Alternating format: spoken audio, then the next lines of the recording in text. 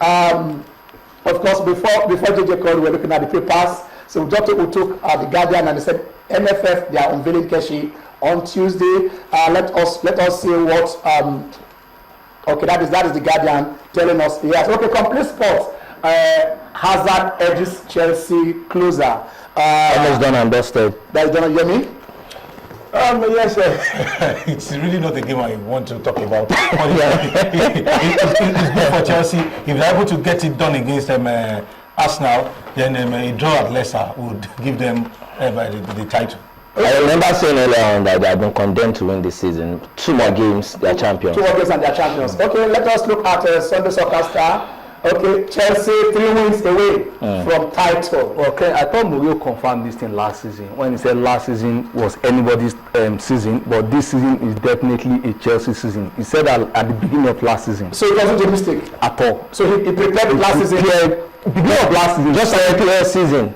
He said not for any other competition. Yes, EPL. Beginning of last season, he said last season could be anybody's season, but this season is Chelsea or nobody. Okay, let's look at the back page. On the back page there, that we call Jimmy. You take it on that. You normally call it the silly season. Silly season, where Man U is said to be preparing a $30 million bid for Amos, and also PSG to break the bank for Aguero. Valencia insisting on Gaia to stay for $30 million.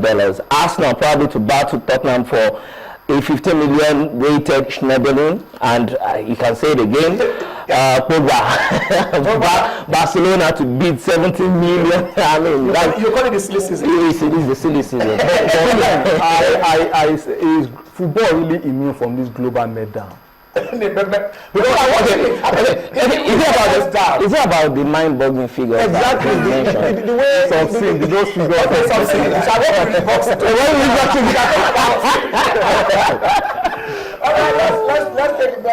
Let's take the next paper. Okay, that is Sporting Life, and they said Hazard edges Chelsea the title, the same thing. And then come closer, you will see Mikel returns, place for yes, and then. Okay, that is Mikel return. Plays for 14 minutes, and then the next one. No, let's go to the next one. Yes, Messi next 400 Barcelona goals. The legend continues. Man is out of this world. Really. The talking point here is Ronaldo has scored 302 goals in La Liga. Yeah. Messi has 400. 400, yeah. Do you think Ronaldo will ever catch up with Messi in this race? No, that would be very unfair to Ronaldo. Messi started out everywhere. Ronaldo went to join him. If you consider the number of goals, 100 something goals he scored for Manchester United. So really, I know Ronaldo will always try his best. He's a man that pushes himself to achieve a target. But this target is. I think it also depends on the stability or maybe the longevity of the career of each of the players. Messi doesn't look too good to be in Barcelona for another 3 years. The way it's going right now, Ronaldo still looks very good. When you consider the fact that Messi 3 years older than Messi. When Ronaldo joined La Liga, take the statistics from there between himself with Lionel Messi. I think Ronaldo head and shoulder above Messi. I won't agree with that. Head and shoulder. I don't think I agree. He said head and shoulder above.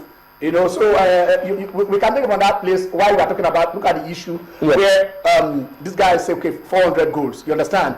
100 about 302. That was about 98 goals difference. And both of them. Yeah, Messi had a deep last season. Ronaldo has even scored 50 goals this season. How many number of games? You see, in how many number of games? Those are the things which you also consider. That is goals. All right, okay. Those are the things that we are seeing there. So the battle line for CR7 fans, for Messi fans, it is the duopoly is crazy. Will continue. Yesterday, when Ronaldo scored that goal, that is his 50th goal of the season, and for 5 good seasons, he has been scoring 50 or more goals, which means they have had 250 goals in the last 5 years. No less. I mean, this guy is a goal machine. I think like 7 years ago, if you have a striker giving you 12 goals, you say, oh, this guy has had the best fantastic season. And now people doing 50 goals. Okay, this was out of the world. Let's take some zip. I come to you last week in China. It was we have Formula One now, Formula One gentlemen. So that when we take it, that's how we take it here. The guy started from pole. did the fastest lap, yep. and then won the race. It was all about Hamilton. I mean, again in Bahrain yesterday, nobody thought he could do after this guy Vettel did 1.3, nobody thought he would do 1.2. Going 0.41 faster. So I mean, how do you see another Hamilton season? You see, it's too early for us to say Hamilton will actually still come out top at the end of the season. No doubt about that. You see, he carried the form of last season into this season. Yeah. And you see, when a driver is confident and you have a very, very good machine and you are working with a very, very good team, don't forget that Formula 1 is about the driver, the team, and the machine. Especially the team because the team carries you more to a large extent. And Hamilton carried that form into this season and he has done so well for himself. Jimmy would not like to hear this because Jimmy is a better person. Vettel is doing well this season. Yeah. Let's see whether he's able to sustain it. Hamilton has proven times and times. Exactly. Hamilton has proven times and times that he can do it. He can sustain his performance. Can I say something? I want to spare you. Honestly, Vettel is in the front row, and there is every likelihood that what will happen is the team strategy that they would like to use, they would not be able to use it because they would now need to use Rosberg to protect Hamilton. Yes. Or else, with the pace at which Ferrari is going, you can be sure Vettel would probably make first place in this particular race. Why do you have a second driver? No. That's all about strategy. No driver is always about to protect. But now, that's what we are saying. The team strategy might not work, but it will now be about the individual strategy. In Malaysia, exactly. it was that conflicting information. Of course, but Vettel did well. The first turning, he overtook Rosberg. Put himself in that particular position. So he did, and then he managed his tires. All the below that he will go for. It didn't happen. How was able to do that? Just two set of tires. That is technically ingenuity that will come. So others are also learning with them how to manage their tires. Yes. Not that they have a choice. Managing tires. Managing tires. Okay, that is so. Later today evening we shall know whether it will be Hamilton who will win it, run from pole to finish, or whether Vettel.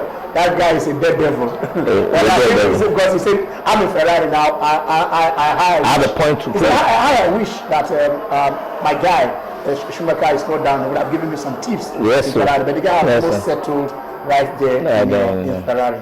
He's doing well. He has, on pole. He's been on the podium. And he also won the Malaysian Grand Prix. That tells me it is not it. Before we go to say something, I think for someone joining Formula 1 this season and you get to start hearing of meeting Pole, you might think the guy is from Poland.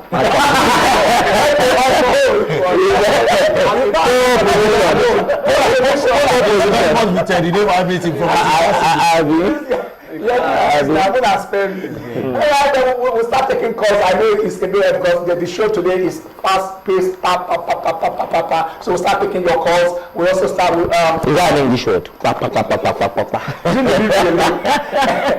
taking your calls. We'll be part of this show. We break on the shows. We are going briefly. So we are going right there to Monte Carlo in France.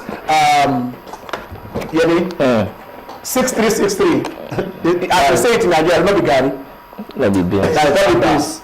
Yeah, when you do that against the emperor of the empire, the emperor of the empire, the emperor of the empire, the king of clay. I think the guy deserves, he deserves being world number one for now. That is on any surface, he's quite capable of having his own day against any player in the world. But as we said during the week, for Nadal, this is just like the rehearsal to the main one. And remember, the prize money now has been increased in Roland Garros, so that is even an added incentive for Nadal. And for Nadal to also tell people that, look, I still remain the king of the clay. In of injury, out of injury. But I just see, take nothing away from Novak Djokovic for this victory, but I think this should just serve as a warning to Nadal against the big one. That was how they started until they got to Monte Carlo, Madrid, Barcelona before. You see, I like the fact that the clay season is no longer about just Nadal. Okay. The last time Nadal won in Monte Carlo, I must say that Nadal has won Monte Carlo 8 times. Yes. The last time he won Monte Carlo was in 2013. Okay. In 2014, it was he won last in 2012. He won 2010, 11, and 12. Djokovic won in 13, while Stanislav Wawrinka won last year. But if you look at this particular game, that's talking about the game between himself and Djoko. Nadal just coming out of injury, yep. And you know the vigor. And don't let me use the word desperation. The vigor and the passion it brings to the game. Djokovic had to dig deep. Djokovic is a man in form. Look, Djokovic has only lost 2 sets this year. When it matters 2015. So this is a man that is really, really on form. Okay, you won in Australia, You said what? You won in Australia. But the key thing here is, when it matters most, there's almost that possibility that Rafael Nadal will get it done when it comes to the major. All right. Maybe not the Masters, because injury really is not helping. Maybe not helping him, but he's coming stronger. The season is on. Today it will be Thomas Bennett taking on Djokovic. That's Novak. He's Novak. 60 match unbeaten. Okay, that one is condemned to win. He's condemned to win that one. When he's condemned to lose, I will call you guys. Not this particular one. Okay, I said with the Bennett dismantled the Dimitrov.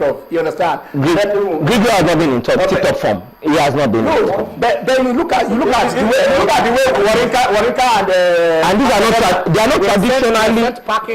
not traditionally strong clay players. If you look at the two of them, they are upcoming when it comes to clay. All right, let's talk some money. We are going to end the question, but let's talk some money. And the calls coming in, we expect the calls to start coming in so that you're part of this. I hope the lines are okay. The lines are not okay, then probably we'll read your tweets. But then